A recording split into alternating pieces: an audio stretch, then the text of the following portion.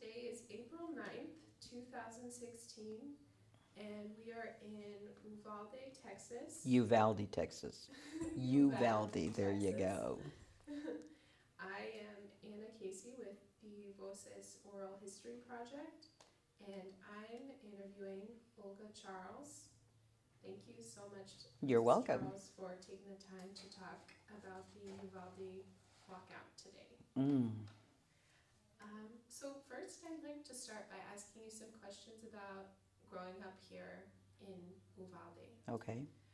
Um, so what was it like growing up in It was a Uvalde? great neighborhood. It was a great life. I lived on South Park Street, and my life existed around that 4 block area. Mm-hmm. I would go to school at Robb, which was in the 4 block area, and I would come home. On Mm-hmm. Fridays, I would meet my mother downtown as she came from Williamson-Dickey, paid our bills, picked up a sandwich, and went home. Mm-hmm. So I lived in that area the entire time.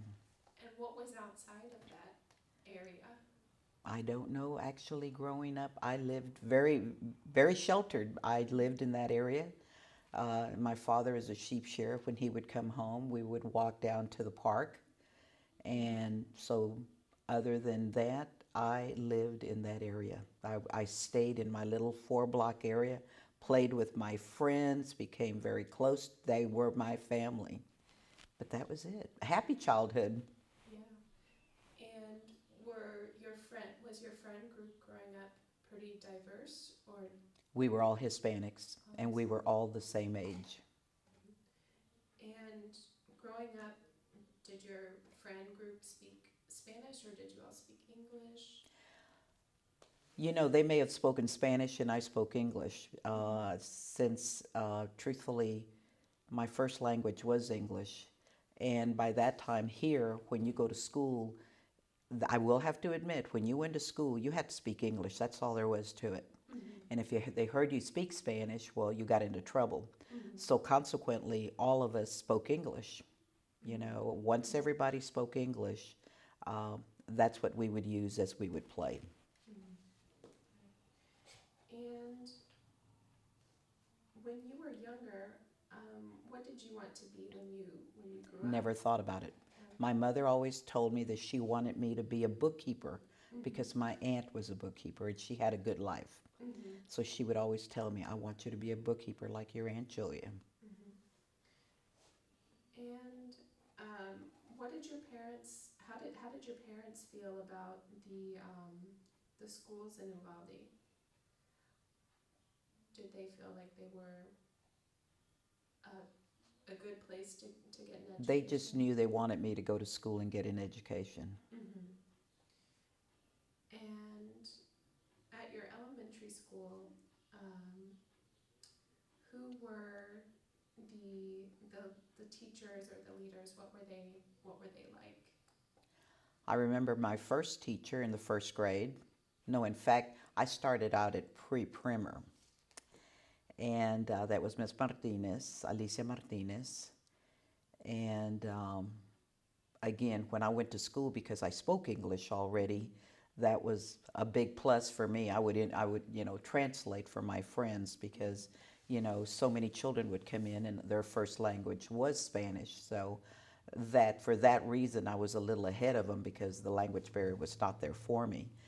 And her I remember because she was my very first teacher, and I remember others here and there, but um, to say that they were my very best and all, no, not really. Can't remember.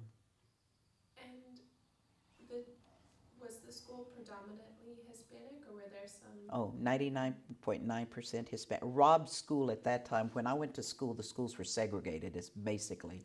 So Rob's school was your Hispanic school. Dalton School was considered to be the Anglo school. And they may have had a few Hispanics, but what happened is because their parents worked at the ranches, they would go to Dalton School unless you lived in that immediate neighborhood, and if you happened to be a Hispanic that lived in that area, you would go there. But then you were outnumbered at Dalton because it was considered to be where all the Anglos went to school. Mm-hmm. In fact, when I went to school, it wasn't until I got to West Main School in the 5th grade that I intermingled with Anglo students because all of my life I had gone to school at Robb up to the 4th grade, and we were all Hispanics. And so you go to West Main, and it's like, so for a while we were divided. All the Anglos were here and all the Hispanics. But that's where we all kind of started mingling in. And the Anglo friends that I have, where I met them in the 5th grade. And do you still keep in touch with I them? I do. So at that time, it was okay for Hispanic and Anglo students to intermingle. You never felt like there was any kind of No, discrimination? there was no. It wasn't our fault. I feel that the adults put all the Mexicans at Robb and all the Anglos at Dalton. It just so happened that in the 5th grade we all went to West Main, and that's where everybody got to be friends with everybody else. So. And what about the teachers at West Main? Were they predominantly? They were all Anglo, but our principal was Mr. Canales. He was Hispanic. Oh, he was Hispanic? And what was he like? Super nice guy from what I remember, Mr. Canales. I think his name was Y.P. Canales. Mm-hmm. And what about when you went on to middle school? What was your middle school like? It was happy. I don't remember ever having any problems or anything. No. Mm-hmm. And I know that there were some families in Uvalde who were migrant farm Yes. workers.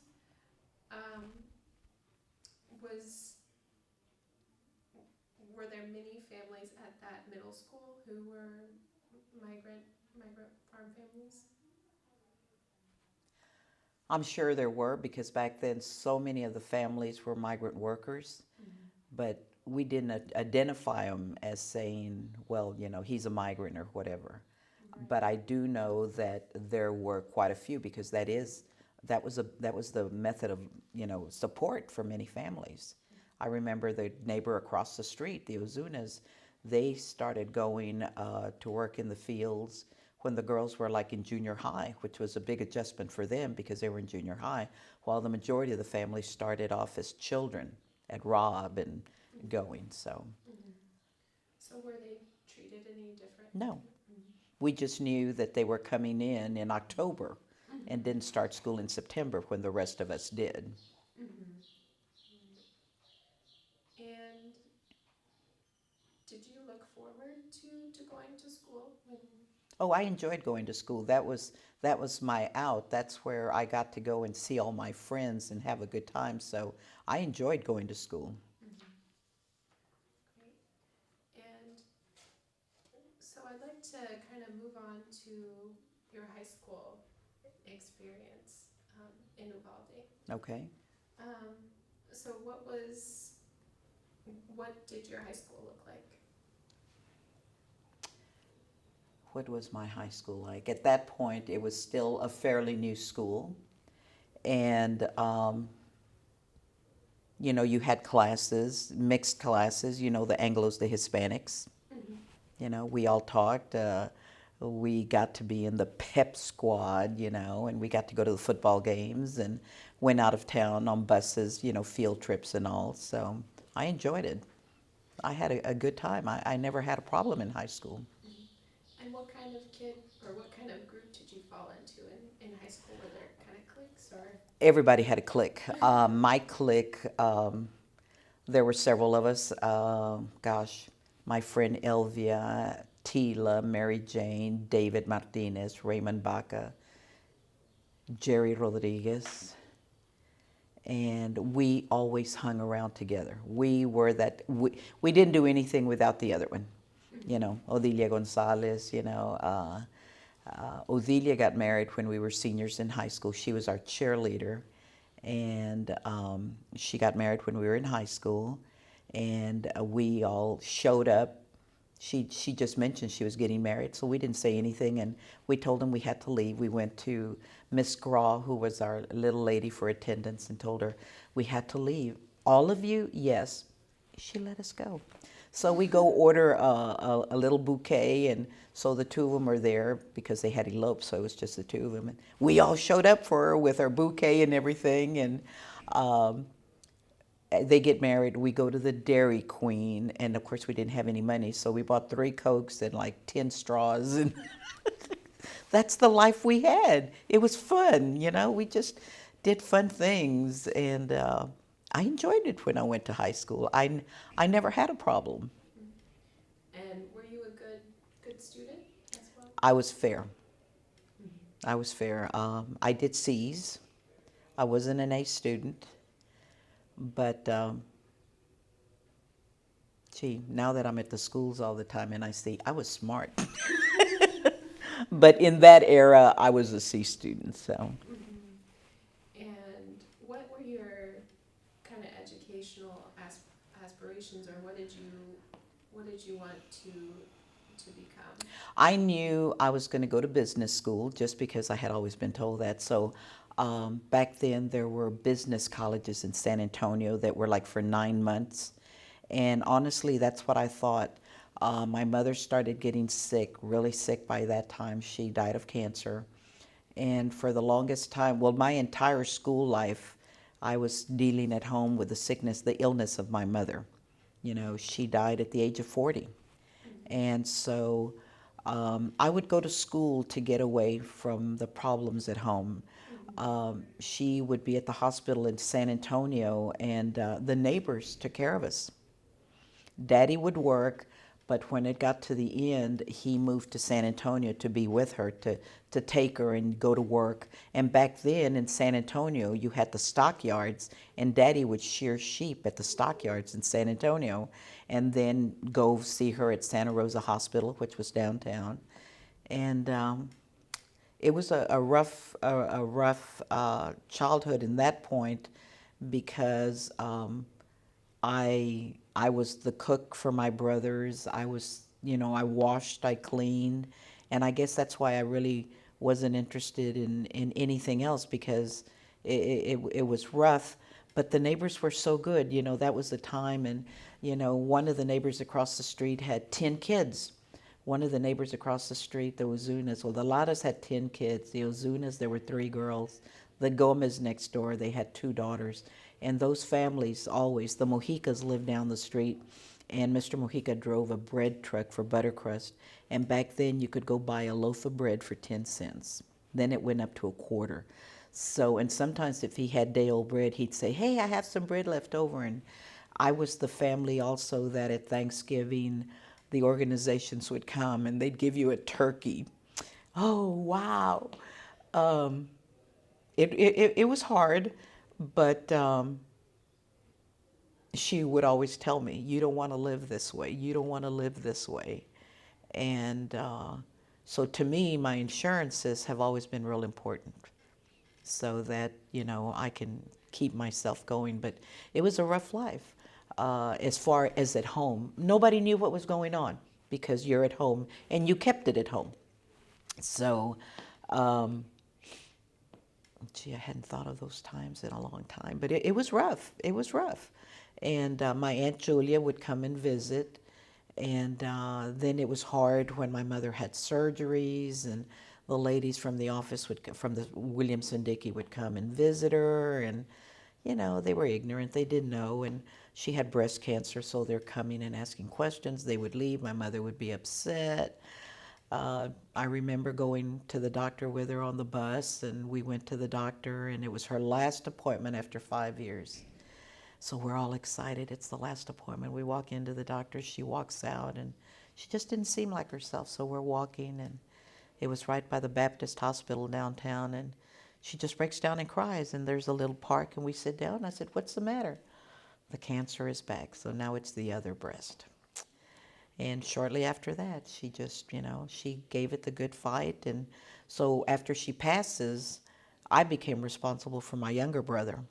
And a lot of times, you know, I complain because he just has no manners, and I keep thinking, and that was my fault because I was responsible for him. I took care of him and all, but I also had a life, and what little I did. And so with his sons, I really try my best no, you can't do that. You can't reach across the table. You can't do this because he never was able to have um, anyone show him the difference between things. And I would go to school, and I would go to school so that I could be with my friends and have fun. So And what was the age difference between you and your siblings?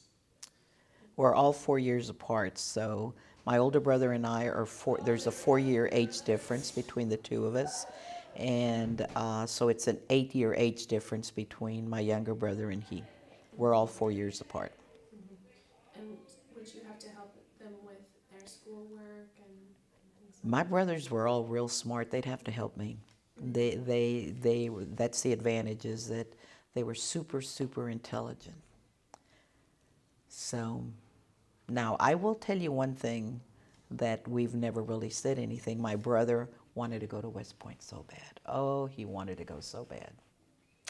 My oldest brother. I remember getting letters from O.C. Fisher and I remember O.C. Fisher's the one I see in gold letters on those envelopes, and all these congressmen and senators writing letters for him, and men in town writing letters so that he could go to West Point and be the first Hispanic. Oh, he tried, and graduation came. So the next week he left for the Army. He says finally he got to go to officer school. Oh, he was so excited. And they called him in and they said, so why were you a no-show? And he goes, to what? And they said, son, you were a no-show at West Point. What happened? And he says, I don't know. Nobody ever told me anything. What do you think happened? I don't know. Would he have been back then the first Hispanic? Yes. I remember those letters coming in that, he wrote letters, because you have to have recommendations. And I can still see those letters. They're beiged letters with gold writing and all these things. And is it Benson O.C.? Oh, I don't know. I could see all those letters. And anyway, I remember Mr. Gallardo, Mr. Martinez writing letters, my uncle Santana. And he just knew, and nothing ever happened.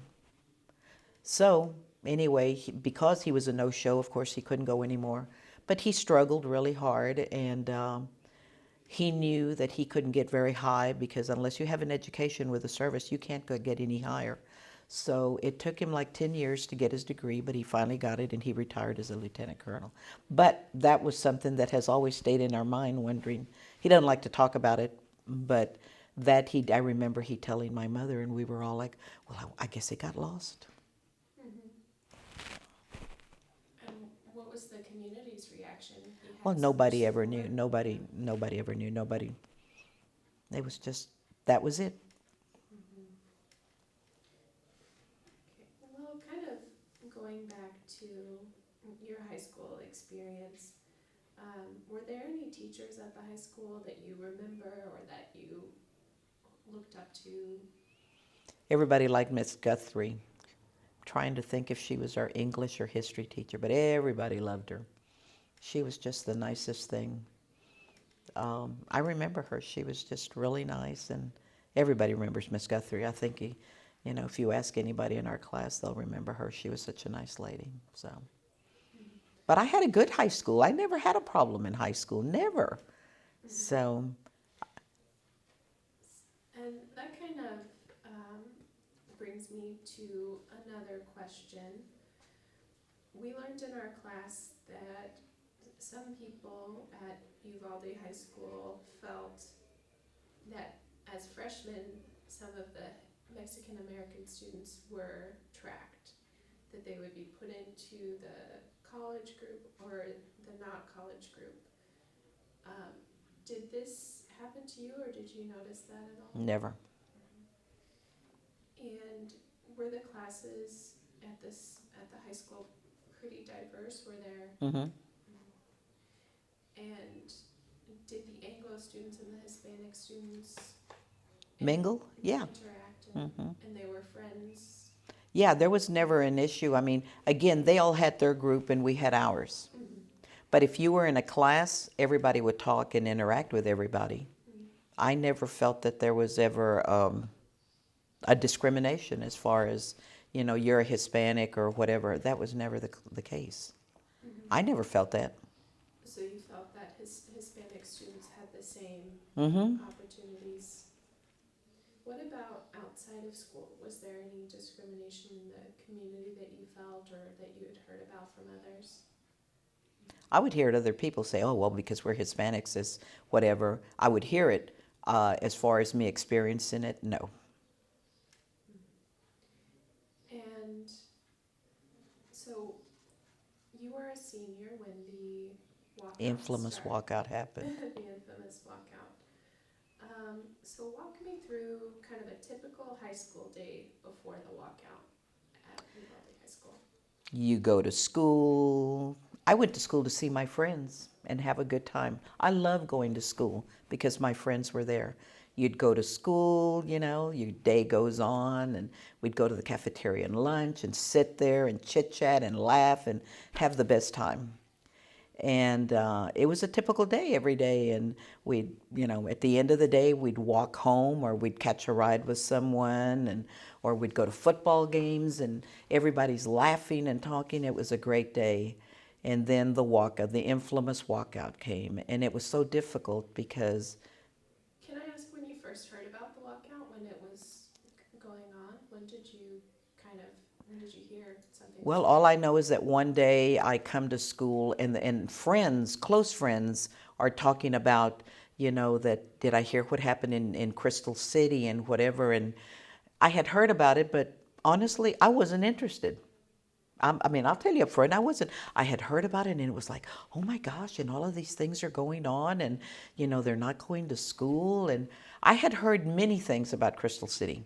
I had heard many things, but I didn't experience it, so I really couldn't understand what was going on. And in fact, I remember I had some friends, it was in the summertime before we went to school, and they were talking about, school had already started, and they were talking about that one of the things in Crystal City was that the Hispanics could only go to the pool on Monday because Monday was the day they, you know, emptied the water or whatever. Oh, really? And they talk about that and everything.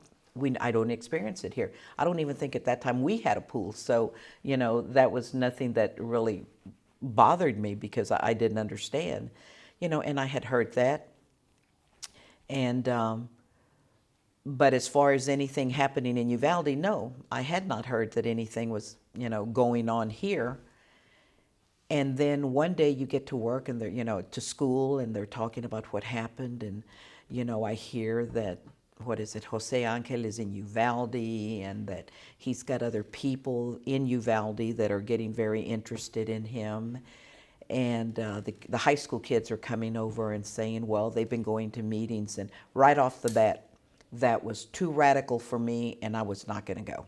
So I never once attended a meeting. And my father told me I wasn't going to either, so I didn't.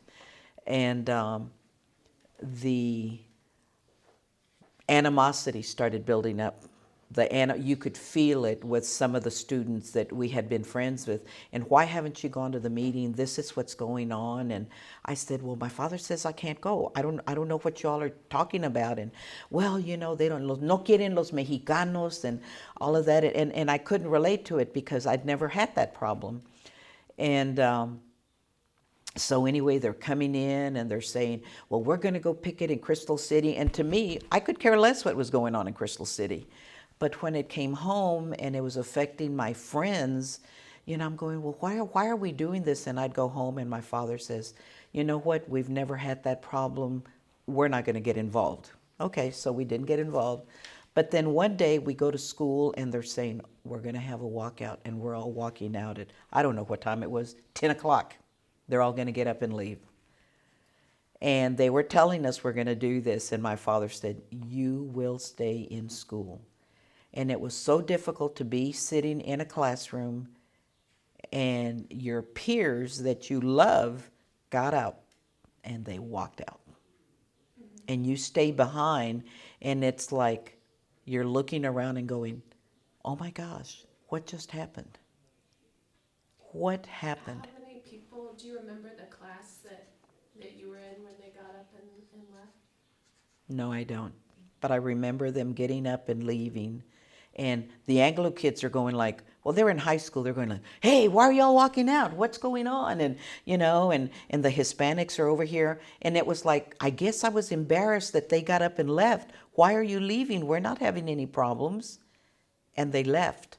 And so, and they announced that everybody will go ahead and go about their business, follow your schedule and all, from what I can remember. And we did. So it's lunchtime and they're picketing. And you're standing there watching your friends picket. How many of your friends participated, do you think? Close friends, maybe, I don't know, 5, 10. Very good close friends. Let's see, Alejandro and Elvia were my close friends. Alonso. I would say about 5 close friends. And that was hard because we had gone to lunch every day together. We had done all of this together. And then all of a sudden it was like you had a group of us and these people were gone. And then you're going with the animosity. Then they'd get mad because you didn't walk out. And it was so difficult. It was so difficult. And I couldn't understand why they walked out. Because they kept saying, well, no quieren los mexicanos y que, they treat us badly and what. I never had that problem. That was never an issue for me. But I understood that they were getting out, trying to make a point that they were doing this for all of the Hispanics. But I couldn't understand it because in Uvalde, I never felt that as all of us Hispanics that we were being treated badly. Could your friends that participated point to any specific? I don't remember. I don't remember that. I don't. But I remember it was so difficult that this was going on. And this was our senior year. I hate it when all these others are complaining that, oh, whatever. And you know what? They weren't seniors. They had time to make it up. All the others, they had time to make it up. These friends that I had, we were seniors. We were seniors. They didn't have time to make it up. Graduation was in May. So what happens? They walk out and everything and they get told, you have this time to get back or else. They believed in it with all their heart. They believed it. What do you think they were hoping to change? They felt in their heart that there was a lot of discrimination and they were trying to make a point. They had in their heart, they were doing the right thing. They believed in it with all their heart because they believed that that was going on. I myself never felt that I was discriminated against. So that was why it was so hard. But I felt that they in their heart knew they were doing the right thing. But what upset me is when these men that started it realized that they were not going to be able to make the point that they wanted to, they left them hanging here. They left. Where were they when these kids didn't get to graduate? Where were they to help them? Did they help them get their GED? Did they help them? No, they were gone. Where did they go? They got a big name for themselves and everything. But what about these? I'm talking about the seniors, my friends. Where were they? That on their own, they had to go get their GED, the ones that did. And I think Ruben never even got his GED. And who were the men that you described? I'm talking about Jose Angel Gutierrez, Gabriel Tafoya, George Garza. These are the ones that I knew. Maybe there were more, but these are the ones that I remember. And these kids gave their life, they gave it all, and then they left. Gabriel Tafoya was my cousin. He and my father were first cousins. So his father calls my father, my grandmother, Alma Tafoya, and Ernesto Tafoya are brother and sister. So Ernest Tafoya is my father's uncle, and his son is Gabriel. He calls Daddy. He calls the house, and I said, Daddy, Tio Tacho's on the line. Okay. Tio, ¿cómo está? Whatever. And I just hear Daddy say, no Tio. Falta de respeto. I don't want to. But which surprised me that my father was speaking Spanish because my father never spoke Spanish. When my father was in the Navy, they put him in an all Anglo group because he was very light, pink skin and everything. So he didn't have to go with the poor rest of the Hispanics. Now that was in the Navy, but anyway, and so Daddy spoke with him, and he said, Tio Tacho, I'm so sorry, but the kids are going to go to school. So for the longest time, my uncle, Tio Tacho, that Daddy loved, were not even talking to each other, because Tio Tacho felt that what Gabriel was doing was the right thing to do, and Daddy felt that it was not. So there was animosity between the families, and there was animosity when you'd go to the store and run into the parents of these students that walked out. And it was so difficult, so difficult. Graduation comes and we graduate. And then as graduation got closer, you didn't even see your friends that were your classmates. You know, graduation came and everybody goes their way. And you just didn't see these people as often. These people that you'd been going to school with since you were in Robb, or the ones that went to Catholic school, you saw them at West Main where you got to meet them. And the closeness that had been there was lost. So when we have our 20-year class reunion, we're all sitting there thinking, and we said, we need to invite our friends. We miss them and we want them to come. So we got a hold of as many students that we could all remember. We made a list and we invited them to come, and they came. We hugged, we kissed, we cried. All those years and all that animosity was gone. We were a class again. And you know, what happened?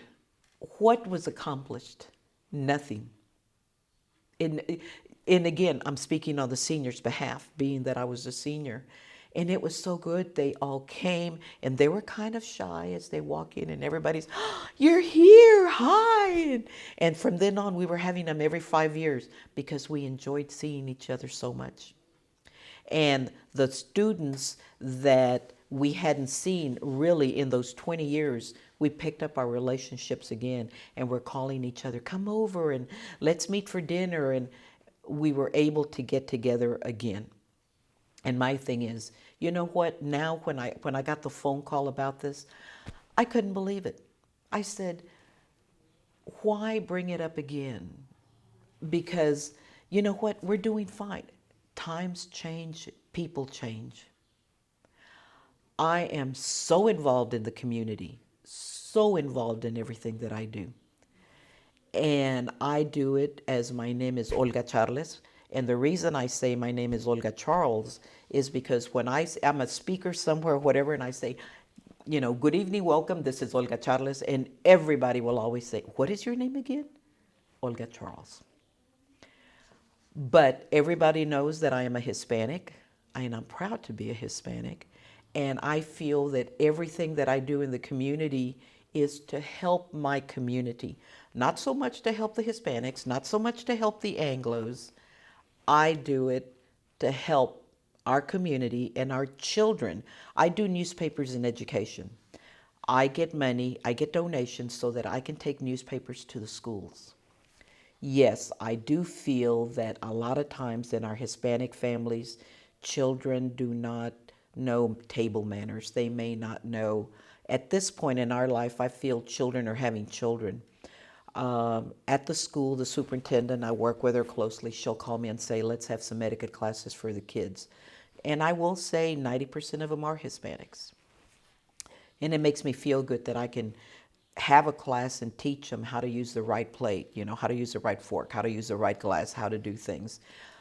But the population in Uvalde, we are Hispanics, the majority of them. I feel I want to be a role model for these students. But as far as the walkout is concerned, I leave that in the back of my mind because maybe because I was not involved in it. I was involved by the same token of saying, no, I did not walk out. But I feel that my friends that walked out lost out so much. And I feel had these men known what they were doing other than trying to get a reputation for themselves, if they had thought about what was going to happen to these students, they may not have gone as far as saying, you all have to stay out. You all need to stay out if we're going to make a point. And they stayed out. And so what happened when you were in school? What were classes like? Everything went about its business. Mhm. I don't know, the teachers never said, are you going to walk out or whatever. They went about their day. Now, were they told you don't bring it up or whatever? I don't know. But I never felt that they treated us any different or whatever. Yes, occasionally we're in the classroom and it may have been a Hispanic that would say, oh, and watch the guys out in the, I can't tell you if it was an Anglo or a Hispanic that said it. I do know it came out, but I can't tell you who it was. And going back to the men that you said came to Uvalde to start the walkout, how did your friends react to them? What made them? I never met them other than I would see them during the walkout. I would see them. I'd see them walking around, or when the kids were doing the walkout. They may be going picketing at an elementary school. I saw pictures of that, but I would only see them picketing when they were at the high school, And, my thing again is what happened in Crystal City? To this day, I know 99.9% are Hispanics. I know that for the longest time, their schools were not accredited once they left because there was, so many problems. Did it accomplish anything there? Maybe it did. I don't know. For Uvalde, I think all it did was create a lot of animosity. And it took a while once that thing happened for everything to calm down. But for the students that were in school, that were in the 3rd grade, the 5th grade, who cares? They made up their time. For the student that was a sophomore, a junior, who cares? They made up their time. But the seniors, the class of the senior class, it hurt them tremendously. And what were some of the consequences that they faced? Well, some of these that could have gotten scholarships did not. They had to get their GED. They had to look for grants. When you're in high school, the counselors will help you, and they will try to do the best to help you get scholarships and things. Nobody helped them. So they walked out, bueno bye. And did they feel like it was worth it, the people who walked out from? I talked to one person, and that person felt that in her heart that was the thing to do. But that person felt that when they left them hanging, had it been organized and done correctly, that person feels it may have accomplished something. It would have accomplished something. But because they left, bueno bye. And my whole thing is, if that happened, if there was discrimination, because again, I myself never experienced it. Where we're at right now, again, times change, people change, and again, I still don't see that. I see teachers helping our little Hispanics, trying to help them, stay after school. Or I've seen Anglo ladies that will, go out of their way to help their little students at school, to help them to do better. All these friends that I had that were at high school, that were Anglos or whatever, hey, how are you doing and whatever, it's great. If there was any discrimination nowadays, I don't see it. If anything, I feel the Hispanics are doing really well in Uvalde right now. And back then, you had mentioned that your family was against the walkout, that your father didn't want to participate. How did that create divisions among his Hispanic friends or Mexican American friends, was he ever criticized, or were you ever criticized for not wanting to participate? You know, there may have been remarks like Uvalde's a small town. You may have walked downtown and you may see a student with their parent, and as you're walking down the street, they would have said, you know, you didn't walk out. No. Todavía estás en la escuela, ¿verdad? You know? But that was the only remark that was made. I was with my mother, and she'd say, had she passed on? No, she was still alive. I think she died right after my high school. But anyway, or I was with my aunt, because with Daddy during the day, no. So maybe I was with my Aunt Julia, and she'd just say, just keep on walking, don't say anything. But it was just a remark that was made. I knew I was going to stay in school. That's all there was to it.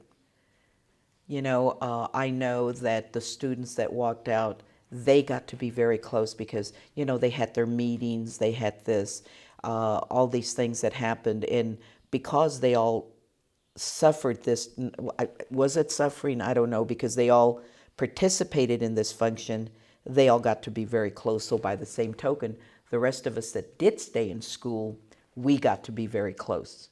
So you had the students that walked out and the students that stayed. So then after graduation, I stayed with the students, the friends that I had when I walked out, versus I didn't see these friends anymore for a long time.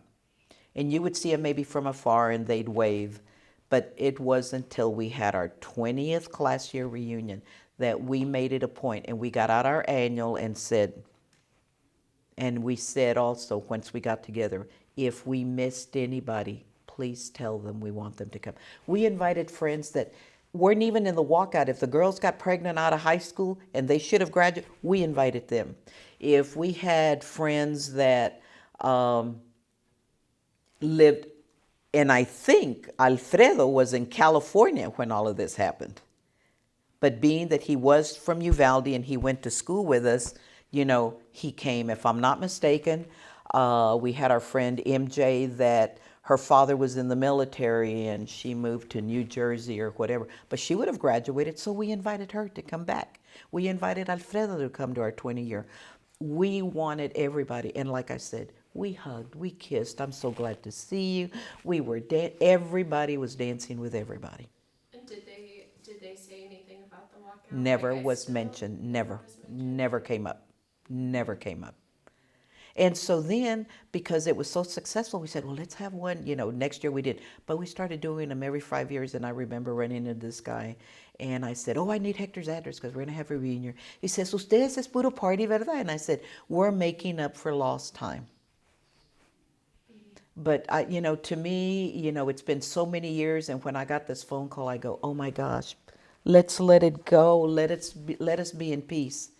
And when the lady, what's her name, was talking to us, does it have to be in history? Maybe it does. Write it down. But to me, this happened. It was a bad time in our community. Was there racism or whatever? Maybe it was, because I never felt it. My brothers never felt it. Do you feel that, you mentioned your English was very good. Uh-huh. And so do you think that had anything to do with that I spoke English? the fact that you mentioned that your father had lighter skin and Uh-huh. that your family spoke English. I don't know. Do you think We were look at me. My brother is darker than I am. You know, we just had the name, but I mean, when people saw you down the street, they didn't know that my last name was Charles. You know, when you walk into a store, yes, it was a small town, yes. So, but there was never an issue that we got preferential treatment because our last name was Charles. And everybody knew, you know, mi abuelito, pobrecito, he was a little alcoholic, you know. Now, the Judge Doties and all of them would come and talk to my grandfather again because he spoke English. And ask him to go with them so that because there was something called a poll tax and you couldn't vote unless you had your little card and you had to pay for it. So they would go with him and he would go through the little Hispanic neighborhoods and vas a ir a votar, entonces, they'll give you the money to help you go vote. My grandmother, who is the one that spoke to me in English, the doctors would come back then when they paid visits to the neighborhood. They would come, Mrs. Charles, would you help me, and go to visit. So my grandmother would go throughout the neighborhood. So they knew that she was a Hispanic. They knew that we were all Hispanics. Charles was never an issue. It was never an issue. You mentioned that your grandfather would pay poll taxes. Would go with the people that came and helped him. Mm-hmm. What party was he affiliated with? He was always a Democrat. He was always a Democrat. Yes, and my aunt says that they would come to him, and all these men would get together in town, Hispanic, and they would talk. I think it was Judge Doty that would Ross Doty. At that time, he was a younger man, and they would help to give him money to get these people to get out and vote. Mm-hmm. So. And so, did Hispanics have much political participation? They did if they could go out and vote. Yes. Mm-hmm. Mm-hmm. And what were some of the barriers you think to them not getting out? The language barrier. Mm-hmm. They couldn't. And I don't know why my grandfather spoke English, but, like I said, on my grandmother, I know because she was raised that way. Mm-hmm. And there is a school in Laredo called Harding Institute that my grandmother had to go to, where she also learned her English and Spanish. She knew Spanish because she was in Monterey, but when they came back, she was like 8 years old or whatever, and they sent her to Holding to improve her English because she had spoken so much Spanish when she lived there. Which to me, it's just a family thing. Doesn't even have anything to do with a walkout. But I remember my aunt telling me she had to learn R con R barrel, ruedas las ruedas de ferrocarril, so that you could do your R's. And so anyway, sometimes there was a lady, Miss Horn, and she wanted to learn to speak Spanish. And my grandmother would always tell her, okay, Miss Horn, this is what we're going to do so that you can learn to roll your R's, because Miss Horn would go, and back then, even when my aunt was a little girl, you had the schools for the Hispanics and for the Anglos, a different school. Miss Horn worked at the little Hispanic school. And so she did have some students that didn't speak Spanish. So Miss Horn would go to my grandmother and say, Alma, please help me to be able to say, little phrases to the students. So my grandmother taught Miss Horn that saying, so that some of the children, she couldn't even roll her R's to say Rodriguez, So there was a little school there. Now, why the students went to school on one side back then, was it discrimination? I don't know. But I do know that now our students go to school together. There is never a difference between the Hispanics and the Anglos, because again, with my job, I get to go in everywhere. Before I go into the schools, I had to have the background checks through DPS and everything. Before they give you the ID that you can get on campus, I have that. So with I sign in, but I go into all the classrooms. I can honestly say that when I go into these classrooms, be it elementary, be it at Dalton School or at Benson or at Robb, at Flores, any of these schools, I can honestly say I don't see any discrimination. And this is why I'm saying times change, people change. We've got to let it go. I'm glad that this is going down in history. I'm glad that I am here. I thought about, I was upset when I got the phone call. And the more I thought of it, I said, in a sense, I'm glad that there are two sides to this story. I feel that if we're going to have this as a little documentary, if it happened, I feel some lives were ruined. I don't know. All these people managed to have good lives. They got past that. Some of the ones that I don't think even got their GED, they have good lives. They've got good families, and their children are educated.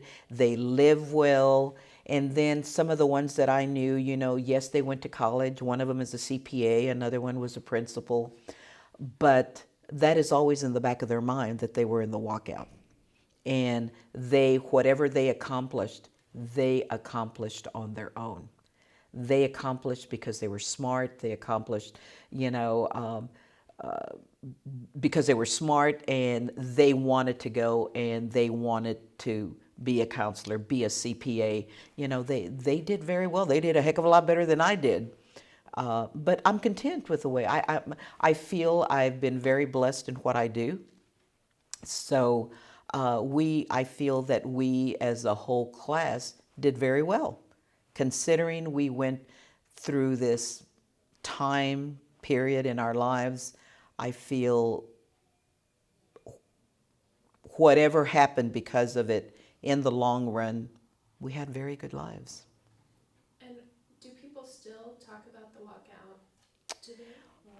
Occasionally, you will have some that experienced it and do not let it go. I do know that Mrs. Genoveva Morales had put in a lawsuit way back then. If I'm not mistaken, it's still there. She has not dropped it. Recently, they named one of the schools after her. I do not know why she has not dropped it. Right after I got here in 1999, in September of 99. A couple of years later, I remember, because I've always done this with the schools, I remember they had a meeting at Benson School, and Maria Martinez was there, and her family was in the walkout. So she has a lot of input because they were in it. She has a daughter that's at Brown University, and I think when she was working on her dissertation, she came to the house. Beautiful girl, we talked for about 2 hours. We talked about Uvalde in general, like you asked me. When I grew up, I told her also, I lived in my 4-block area. I never went anywhere. She did some research on the walkout and all. They're very interested still in this walkout. For me, I know it exists. It's always in the back of my mind. And I want to leave it there. I think it's been, 48 years since we've had, and we're getting ready to hit our 50. And when we hit our 50, I want all of us to be there at our class reunion. I want all of us. In October, we're having a class reunion. Let me tell you something that happened, sort of in the walkout. A couple of months ago, my friend Belia calls. Oh, Jesse's wife, it's her birthday, yada, yada, yada. So there must have been 20 of us. We went to this Mexican restaurant in San Antonio. Afterwards, we went out for drinks and all. Well, Belia goes to Facebook and puts only the bestest friends, how does she put it? Only the best friends went to this reunion. We had the best time. So Diana Hall the other day comes to me and she says, what is this that you all had a reunion without us? Are we going back to the walkout? I felt like she'd slap me. I said, Diane. She says, Olga, do you realize, and she was on that 20-year, she says, Olga, did you forget all we did? I said, Diane, don't let this, I said, let it go. Was Diane in the walkout? No, well, she was a senior when we had this. Mm-hmm. And for her to even bring it up, I was appalled. And I said, and there's a little group in Uvalde called the Chili Peppers. And you're the group that receives everybody coming into town and you smile and yada, yada, yada. I was at a Chili Pepper meeting and I said, look, you and I are going to talk about this later. I said, don't ever bring up the word walkout again. Well, I was discussing it with some friends and they go, why did she bring out the walkout? I said, I don't know, because we are the walkout class. And if Belia had not put the word reunion in there, it would have never been an issue.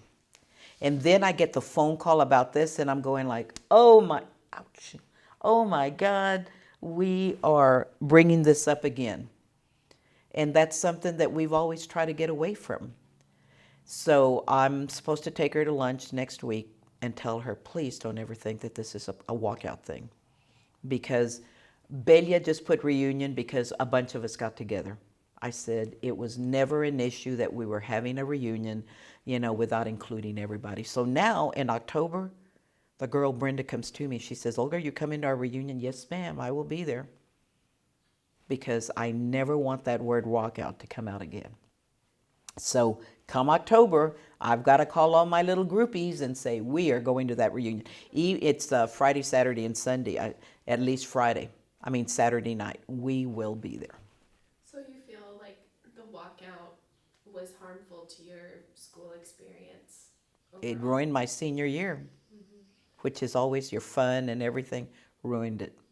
And ruined it for all these, it ruined it for everybody that had any connection to your friends, because so many of my friends walked out. So many of them walked out. Was there ever a point when you thought, maybe I should walk out Never, too? never. Because in my heart, I always knew it was wrong. Because, well, and again, because was I selfish saying, well, it's never happened to me? I don't know. I don't think that I was never discriminated against because because my last name was Charles. Never. When I moved to Laredo, the first thing they told me is, "Tú te llamas Olga Charles." Ouch. And because I've lived in Uvalde all my life, when I went to Laredo, when I talked on the phone with all those installers, the first thing they said is, they said, "What's your name?" I said, "This is Olga Charles." And right away they go, "Oh, we have a gabacha at the phone company?" Because there were no Anglos in Laredo. There were no Anglos in the business office. Anglicized Hispanic slang for Anglo. It is gabacha. And I go, "No." And they said, "Well, you sure sound like one." I lived in Uvalde. I spoke English all the time. I never had an accent. Never. So, and you should talk to my cousins and my brothers. None of us ever had one because we never really spoke Spanish. We spoke English. I grew up speaking English. And because my mother, like I said, came to Uvalde via Granite City, Illinois, to Rosita, Mexico, to Piedras in Uvalde, we always spoke English because she had started to forget hers, so we always spoke it. So they walk into the phone center one day and they go, "You're a Hispanic." I told you I was a Hispanic. But on the phone, as long as you don't talk to me, you would never think that I was. But to me, that is because I grew up in Uvalde. And in Uvalde, you talk, you have your localism, as far as the way you sound, your dialects are what it's called. I lived in Uvalde. That is the way we spoke here. Now, again, talking to some friends that grew up speaking Spanish, they may not have an accent, but you can still tell, there's just something that you can tell that they are Hispanic. Me, again, I was blessed with a voice. That's the distinction that I have. So I never, ever felt that there was, but again, I go to Laredo and I went to Laredo and it was such a big thing. I want to talk a little bit about that after you moved from Uvalde. Uh-huh. What differences did you see? Did you see discrimination in those other places that you lived? You mentioned Laredo. You lived in Houston and Austin for a time. How were things different there? That did moving away make you think differently about Uvalde, or? Well, in Laredo, there was never any discrimination. If there was discrimination, it was against me, because they felt that I thought I was very anglicized. When I moved to Laredo, the discrimination was, "Ella cree que es americana." And it's because I worked in the business office in a room that was bigger than this, and it was desk after that. That's the way it was, desk after 100 people in a room. And they were all Hispanic. Now, in Laredo, you would have, there's, what do you call it? They're Jewish people. But They're all Hispanics now. Okay. So you would have some names like that, and then you have Olga Charles. And when I went there, I felt discriminated because right away they all said, "Oh, well, she thinks she's Anglo." And when I would say, they'd ask me, "Where are you from?" And I'd say, "I'm from Uvalde," and they go, "Se dice Uvalde." You know, I was the one that was discriminated against and sometimes I'd go and meet friends and we're at a happy hour or whatever, and they'd go, "Pero la gabacha ya." So I felt discriminated there. Now, when I went to Houston, I was only there 6 months. Um, there was never any problem there either. The problem there was because in the office that I worked in, it was predominantly African American. So that was never. When I lived in Dallas, again, there must have been maybe 2 Hispanics. But I worked in Lancaster, which is the main warehouse for this area with AT&T. So there was maybe 2 Anglos or whatever, 2 Hispanics. But because they had grown up in Dallas, they spoke that twang that they did there. And when I would speak Spanish, they'd look at me and they go, "Why do you speak that? Because we don't speak that here." They didn't speak Spanish there. Or one time we worked on a Saturday morning and there's donuts and coffee. And I said, "¿Dónde están los tacos? Yo quiero un taco." And they were so embarrassed that I even said that. And they said, "Olga, you're from South Texas. We don't do those things here." The Hispanics told me that because yo quería un taco. They were embarrassed to death that I even brought that up. And This is in Dallas. How did that make you feel? Did you feel proud of your? I was proud. I was proud that I spoke Spanish and that I ate tacos. Because growing up, I didn't eat, in my family, I don't know why, we didn't eat tacos. I'm overweight because I'm overweight, but not because I didn't grow up with tacos and tortillas. I didn't. What did your family eat? We did a lot of fideos when my mother was there. My Aunt Julia, who is very anglicized, her son grew up on Campbell's soup. And on Sundays, it was roast, mashed potatoes, and gravy. But that's my grandmother worked with Mrs. Horn. So if she made these meals for Mrs. Horn, she would come home and make them for her family. So I got to eat that because my grandmother, that's what she learned to cook for Mrs. Horn. I learned to eat vegetables, that were steamed and whatever because my grandmother cooked for Mrs. Horn. I remember growing and who was Mrs. Horn was a lady that was a teacher, and her husband owned a dealership here in town. As you're going on South Getty, you will see that there's a big 2-story house, and at that time, Mrs. Horn and her husband lived there. And if in Uvalde you go to where HEB is, you will see there's a little church there, a little Catholic church. Well, at one time it was a schoolyard, and there is an alley right behind there. And up till 2 months ago, broke our heart. My cousin sold that house after my aunt died. But my grandparents, that was their home. So Miss Horn would go to teach school, and rather than go to her house, she would walk to my grandmother's, and she would eat there with my grandmother. So because my grandmother, Miss Horn, would say, "Alma, this is what I want," this is why. I didn't eat tacos. We didn't eat tortillas. We'd have sopitas. What about the other families in your community? They would talk about tacos, and they grew up that way, yes. And I think my grandmother had such an influence because my mother was sick so often, she'd be gone. I would go eat at my grandmother's, and so, and being the fact that my mother wasn't really very educated either. She only got up to the 3rd or 4th grade when they got sent to Rosita. When they lived there, my grandmother that only had one daughter, that was her daughter that they went back, was at a loss because all of a sudden she had 4 children and a daughter that was pregnant. So as soon as my grandmother had her child, she died. So my grandmother was going crazy. So she started making taquitos, little Mexican taquitos, and she would send them down to the square to sell tacos because they spoke English. And they could talk to the tourists that were there.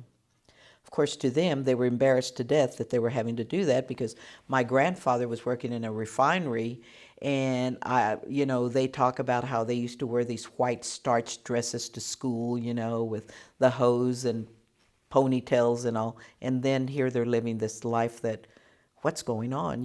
They were traumatized.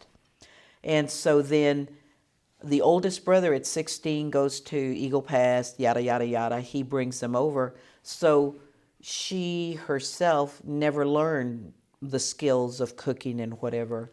And I think had she lived longer, she was all excited because she wanted me to learn to make cakes because she likes. So, and then she died so early, and so we were very limited. I mean, yeah, we may have had beans, but I think we survived on sopitas. Or if we would go to my aunt's, it was a totally different lifestyle. My grandmother set the table, and I learned all these things from her. Then she died.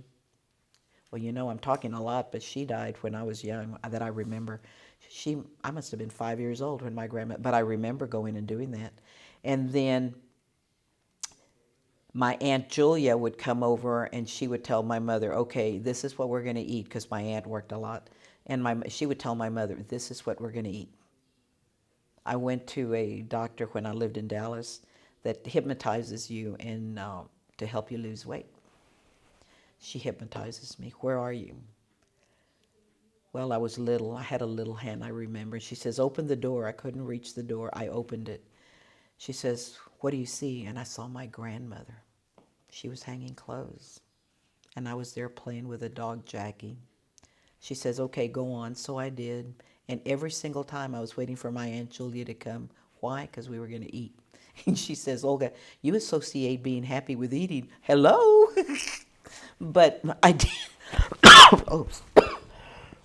Excuse me. And so it was just, food was just a different lifestyle. Now, when I would go to friends, yes, we would eat, the few times that I would go, but for us, You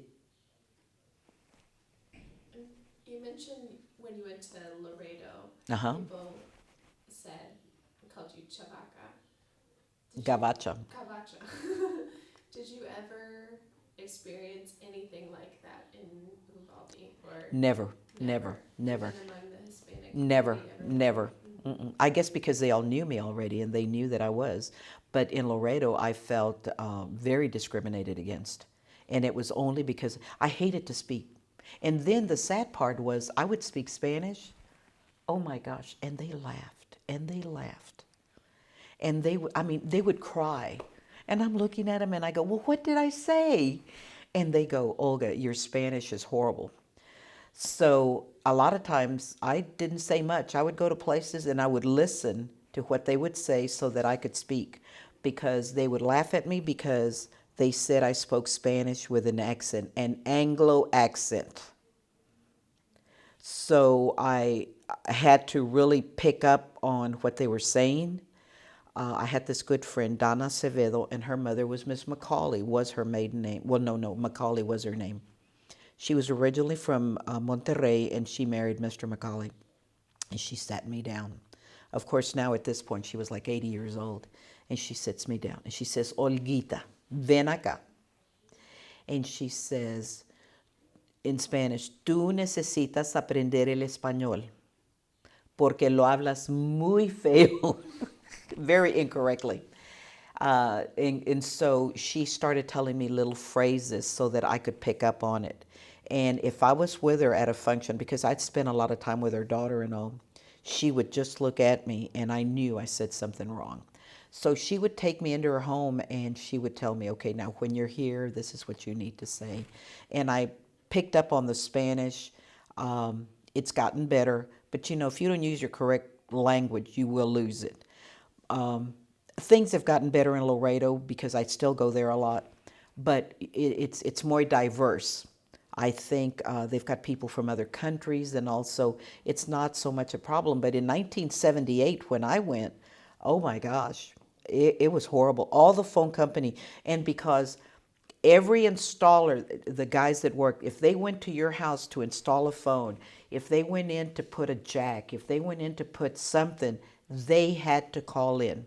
So I would talk to 50 guys a day, and every last one of them would make a comment. You know, oh, tú eres la gabacha, ¿verdad? No hablas español, and ha ha ha ha, and whatever. And I would tell them, I do. So you tell me what you're going to tell me. And I told him, it doesn't make any difference. It's all in English. What's the big deal? Once I left Laredo, Austin, it's so diverse. There's nothing to be discriminated against in Austin. Austin, I loved because you can go anywhere and you are never out of place. I never felt out of place in Austin. Never. Had you ever felt out of place in this town? No, I'm home. I've never, and I love it because, well, again, it's a blessing. I tell everybody everywhere I go, hi, Miss Charles, and this guy today, he walked in. I asked her, who is that? She goes, I don't know, but that happens to me a lot. Miss Charles, how are you? The blessing. I work at the paper, and I'm in the paper all the time.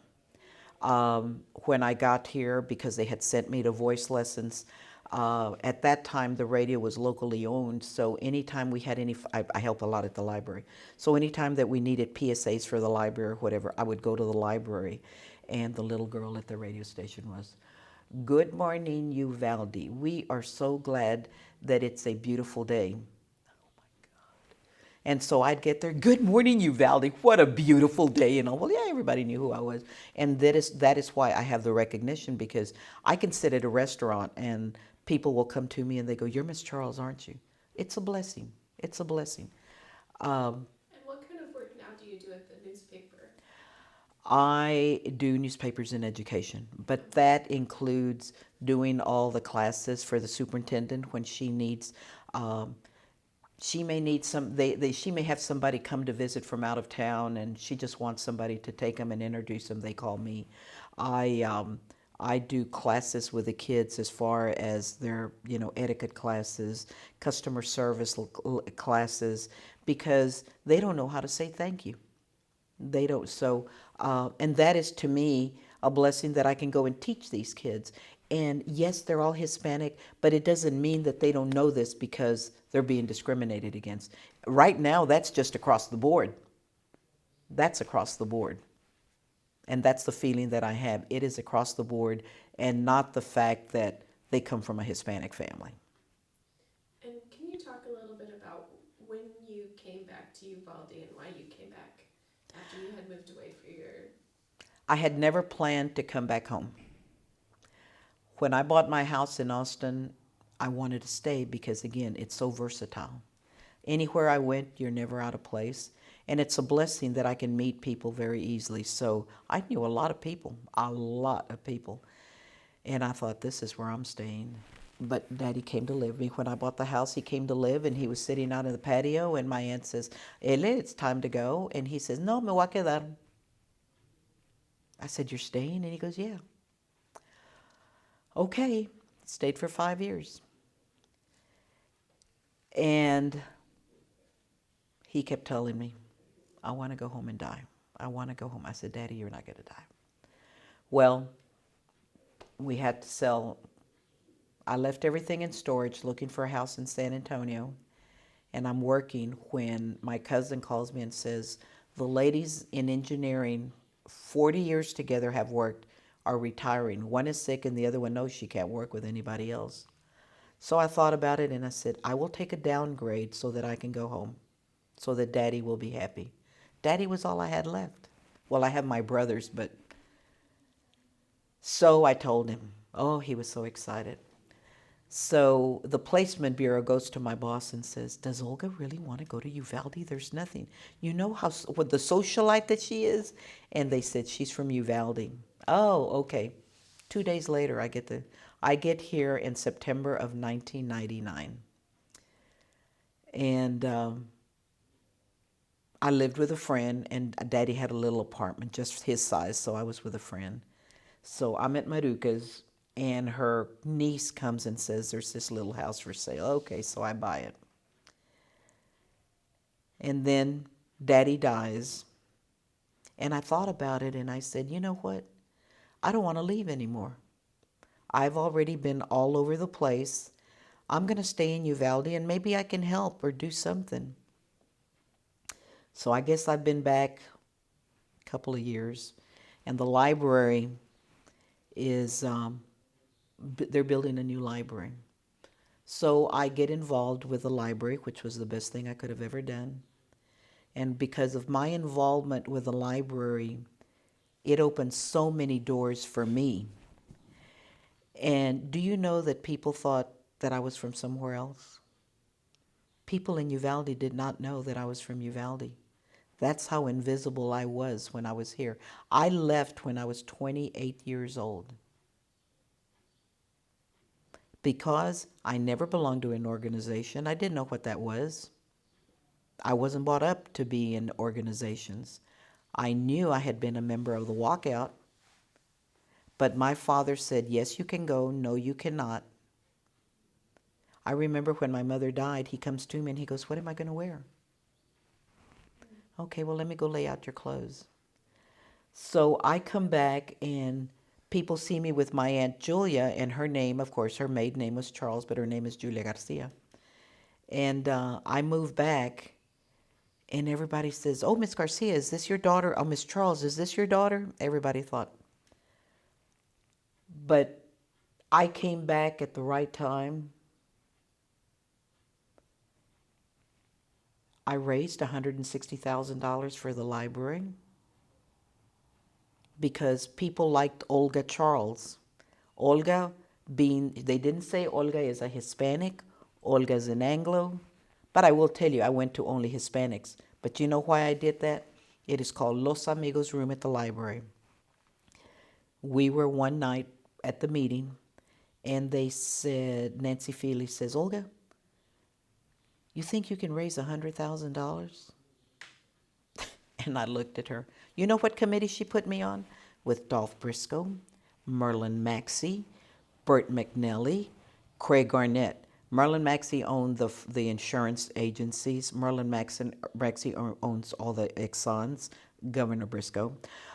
Craig Arnett owns the newspaper. And I said, Nancy, why did, but again, did they need a Hispanic in there? I don't know. By that token, why couldn't they have gotten some others? But anyway, I'm in there. And I looked at her and was laughing. I said, I don't have that many amigos. And she goes, that's it. You raise those $100,000 and we'll call it Los Amigos Room. Why are they all Hispanics? Because at that point, I wanted to make a point that Hispanics never donated to anything because nobody would ask us, I guess because nobody was educated or anything. At this point, we've got pharmacists, we've got superintendents, teachers, attorneys, doctors. And so these are all friends that are Hispanics that I know. So I went to all of them and said, would you be willing to donate $2,000? And they said yes.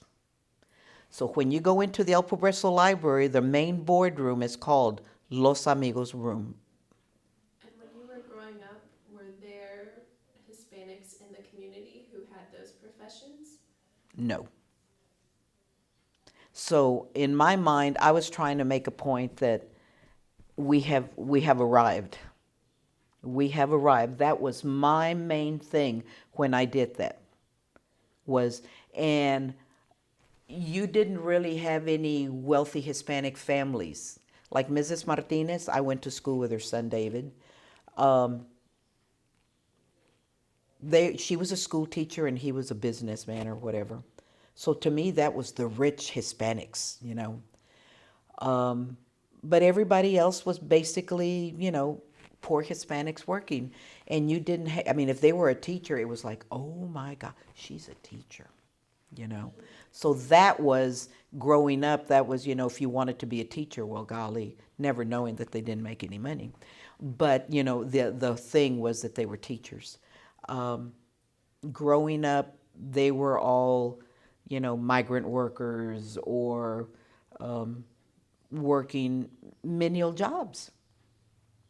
Do you feel like Hispanics had equal opportunities in Uvalde?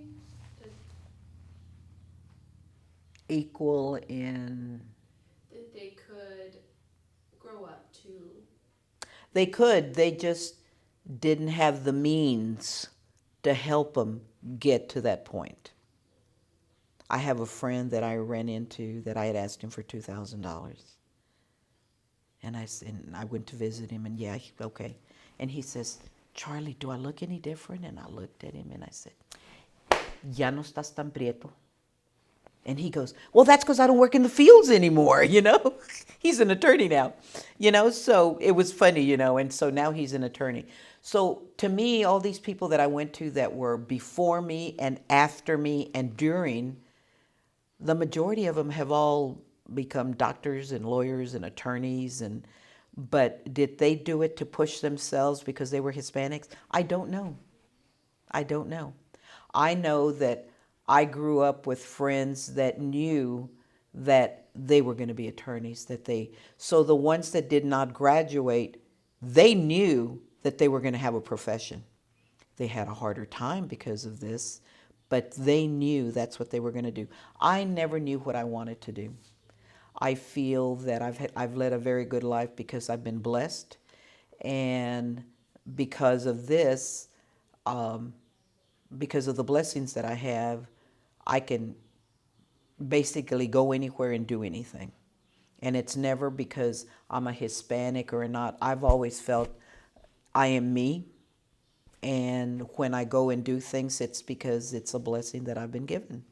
And not because, well, you know, as the Hispanic, they felt sorry for me and decided to let me. Or as the Gavacha that I speak like an Anglo, let's let her do this. That has never been the issue. Well, there was one other thing that I forgot to ask, going back to the walkout, and that was about the Welga schools. The what? The Welga schools, they were schools, do you remember schools or classes, informal classes that had been set up for kids during the walkout? I've heard of them. Okay. I didn't know that's what they were called. Okay. What was your impression of the schools? Did you have any friends who went to those? Sure, my senior friends were in there. Yeah. Mm-hmm. Maybe they got some help through that, but I know that the majority of them were, honestly, once they walked out, I lost track. I did. Your personal friendship was ended? Yeah, because I never saw them again. And you think it was just the distance, or was it something that they were angry at you, or? I don't think we were ever angry at each other.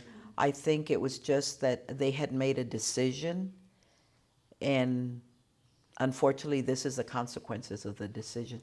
I don't feel that any of my friends that walked out were ever mad at me, and I was never mad at them. That was the relationship that we had, that they weren't mad at me and I wasn't mad at them. And I think they realized that because they have made this decision, this was just a part of what was going to have to was happening. But I can honestly tell you with a clear heart, never were they mad at me because I didn't get out, and never was I mad at them because they got out. That's one thing I can honestly tell you about the walkout, that they may have left, but we never hated each other or were mad at each other. Never. And I think that's maybe what makes Uvalde, you know, so original, is that regardless of who did what or whatever, we all still cared for each other. You know, I may have made a wrong decision, and maybe they feel I made the wrong decision, or I may feel they made the wrong decision. We never judged each other for that. And I think maybe when we had our 20th class reunion, this is why it was so successful. And from then on, like I said, we just look out for each other. Well, those are all of the questions that I have. Thank you so much. Oh, well, you're welcome. Participating. I'm sorry I got off on the sides, but No, this is all great information. I'm just wondering if there's anything else that you want to add that I didn't talk about from your growing up in Uvalde or your high school experience that you'd like to talk about. I had a wonderful high school experience if it had not been for the walkout. If it had not been for that. Again, I feel it ruined so many lives. And maybe was it a learning experience for all of us? I don't know. Maybe it was. But in my heart, I feel times have changed, people have changed. And if it's going down in history, let's put it there so that people can read and hear about it. But since that time, people have changed, things have changed. I think we're in a better place. And I think that now, not just because we're Hispanic or Anglo, whatever we want to do, whatever we want to accomplish, it can be done. It is you that's going to make it work. You know, us, ourselves. So you feel like there wasn't necessarily any sort of systemic issues in the school or anything that. I don't feel that because, again, I never experienced it. So as far as I was concerned, I could not understand why we were having a walkout. Now, when they told me about Crystal City and they were telling me what had happened and explained, I was going like, really? But in Uvalde, they couldn't tell me that those things were going on. Just to be more specific, was it the walkout in Crystal City, or was it the election of the council members? What were some of the things in Crystal City that you were like? In Crystal City, I heard that there was just a lot of discrimination as far as the Hispanics were concerned. You know, like the girls couldn't be, I don't know, cheerleaders or homecoming queens or whatever. You know, you couldn't participate in school activities as far as, you know, their councils, their mayors and whatever. The Hispanic could not do that. Again, the one that appalled me, again being me in my mind, was that they could only go swimming on Mondays because then they emptied the pool, because again I had always heard that we as Hispanic were called greasers, you know, with oil or whatever. But to me, I heard that word that went way back in the, you know, 30s and 40s when I would hear that. But that's what I had heard about Crystal City. And again, was it because I never read about it, I never researched it or anything? No, I experienced the walkout, but have I read on it? No. I know Alfredo gave me a book one time, I think it's called Recuerdos or something to the effect, and I read some information that he had on there. But as far as for me to say, I am going to, you know, start researching as to what happened and why it happened, no. Other than whatever I experienced, that was it. Well, is there anything else that you'd like to add? Well, I think we've said everything. All right, well, thank you again, and we really appreciate your time. Thank you.